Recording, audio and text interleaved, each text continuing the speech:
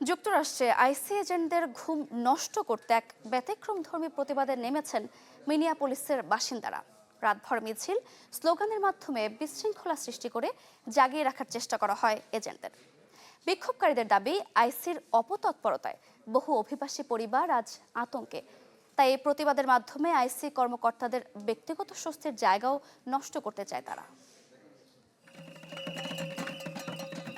অভিনব প্রতিবাদে নেমেছেন মিনেসোটার বাসিন্দারা।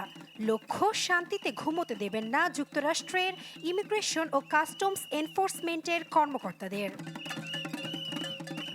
ঘুম নষ্ট করো, ট্রাম্পের নীতির বিরুদ্ধে আওয়াজ তোলো, এই স্লোগানে আইসি কর্মকর্তাদের আবাসিক হোটেলের সামনে গভীর রাত পর্যন্ত মিছিল স্লোগানে প্রতিবাদ জানান স্থানীয়রা।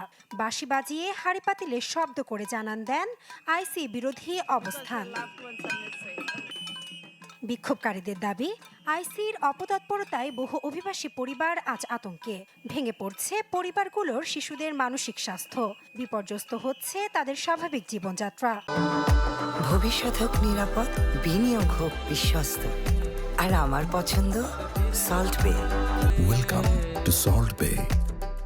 তাই এই প্রতিবাদের মাধ্যমে আইসি কর্মকর্তাদের ব্যক্তিগত স্বস্তির জায়গায় ব্যাঘাত তৈরির চেষ্টা বিক্ষোভকারীদের।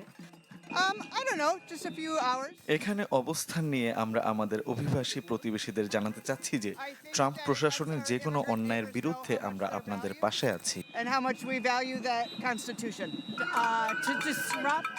আমরা চাই তাদের ঘুমে ব্যাঘাত ঘটুক, কারণ একইভাবে তারা আমাদের প্রাত্যহিক জীবনে সমস্যা সৃষ্টি করছে। আমাদের বাসায় শিশুরা আছেন, ওরা আমাদের স্বাভাবিক জীবনকে আতঙ্কিত করে তুলছে। বৃহস্পতিবার বিক্ষোভ হয়েছে কলম্বিয়া বিশ্ববিদ্যালয়ের বাইরেও। এদিন আইসির বিরুদ্ধে ক্ষোভ জানান বিশ্ববিদ্যালয়ের শিক্ষার্থী থেকে শুরু করে শিক্ষকরাও।